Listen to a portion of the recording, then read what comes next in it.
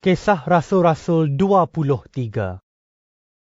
Paulus menatap anggota-anggota majlis agama, lalu berkata, Saudara-saudara, sehingga hari ini hati nurani saya tidak menyalahkan saya tentang kehidupan saya di sisi Allah.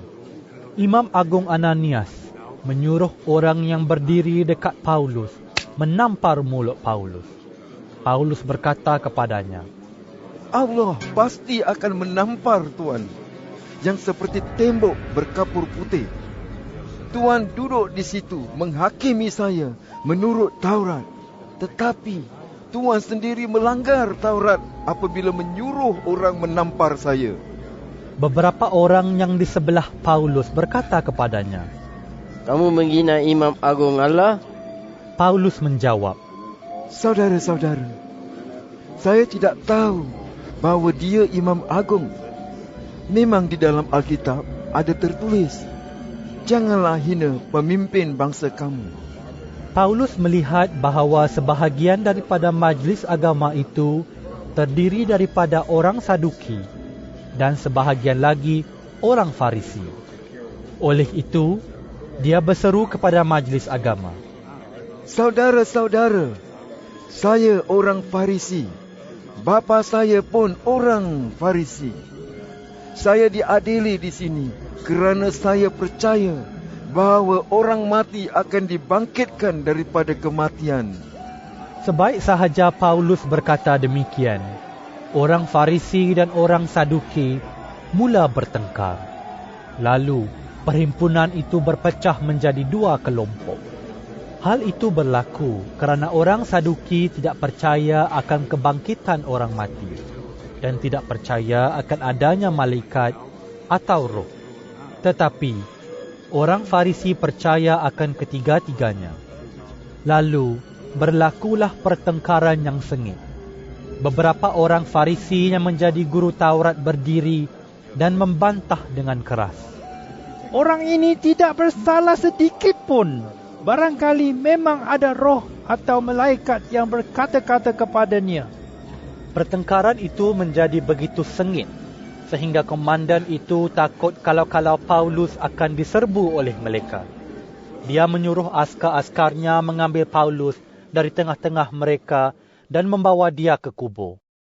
Pada malam itu, Tuhan berdiri di sisi Paulus dan berkata, Tabahkanlah hatimu. Engkau sudah memberikan kesaksianmu tentang aku di Yerusalem.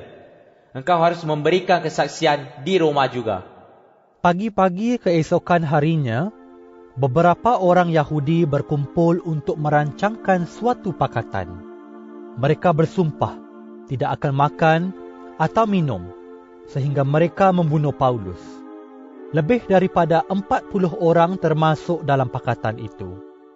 Mereka pergi kepada ketua-ketua imam dan para pemimpin masyarakat Yahudi, lalu berkata, Kami sudah bersumpah tidak akan makan atau minum sehingga kami membunuh Paulus. Oleh itu, saudara-saudara dan anggota-anggota majlis agama hendaklah mengirim sepucuk surat kepada komandan Roma untuk meminta dia membawa Paulus datang menghadap saudara semua, seolah-olah hendak memeriksa perkaranya lagi dengan lebih teliti. Kami akan bersiap-siap untuk membunuh dia sebelum dia sampai ke sini. Tetapi, anak lelaki saudara perempuan Paulus mendengar berita tentang pakatan itu. Oleh itu, dia masuk ke kubu dan memberitahu Paulus hal itu. Kemudian, Paulus memanggil seorang pegawai tentera dan berkata kepadanya, Bawalah pemuda ini kepada komandan. Dia mahu memberitahukan sesuatu kepadanya.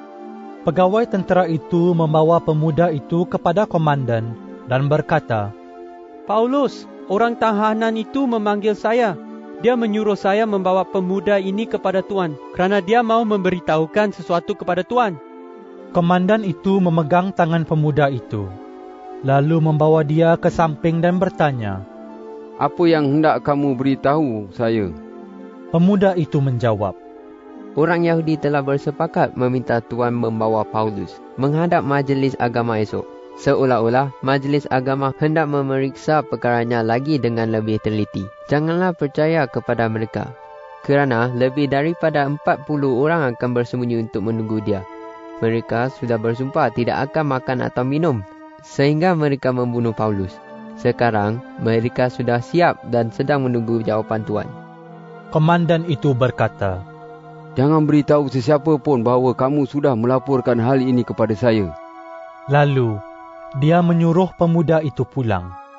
Kemudian, komandan itu memanggil 2 orang pegawai tenteranya dan berkata, Siapkan 200 orang askar, 70 orang askar berkuda dan 200 orang askar bertombak. Mereka harus berangkat ke Kaisaria pada pukul 9 malam ini juga. Juga siapkan beberapa ekor kuda untuk Paulus dan jagalah keselamatannya sehingga dia sampai kepada Gubernur Felix. Lalu, komandan itu menulis sepucuk surat yang berbunyi seperti berikut. Yang terutama Gubernur Felix, salam daripada Claudius Lysias. Orang Yahudi sudah menangkap orang ini dan hendak membunuh dia. Tetapi saya mendapati dia warga negara Roma. Oleh itu saya dengan pasukan saya pergi menyelamatkan dia. Saya mahu mengetahui alasan mereka menuduh dia. Maka saya membawa dia kepada majlis agama mereka.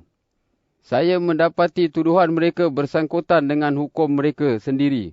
Dia tidak melakukan apa-apa yang patut dihukum dengan hukuman mati ataupun hukuman penjara. Apabila saya diberitahu bahawa orang Yahudi sudah berkomplot untuk membunuh dia, dengan segera saya menghantar dia kepada Tuan Gubernur. Saya menyuruh para pendakwanya mengemukakan tuduhan mereka terhadap dia kepada Tuan Gubernur. Askar-askar itu menjalankan tugas mereka dan membawa Paulus ke Antipatris pada malam itu juga. Keesokan harinya, askarnya berjalan kaki kembali ke kubu. Tetapi askarnya berkuda meneruskan perjalanan dengan Paulus.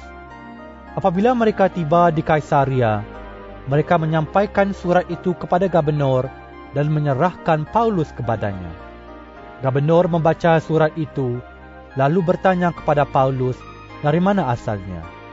Apabila Gubernur mengetahui bahawa Paulus berasal dari Kilikia, Gubernur berkata, Baiklah, saya akan memeriksa perkara kamu apabila pendakwa-pendakwa kamu tiba. Lalu, Gubernur memberikan perintah supaya Paulus ditahan di dalam istana yang dahulu dibina oleh Raja Herodes.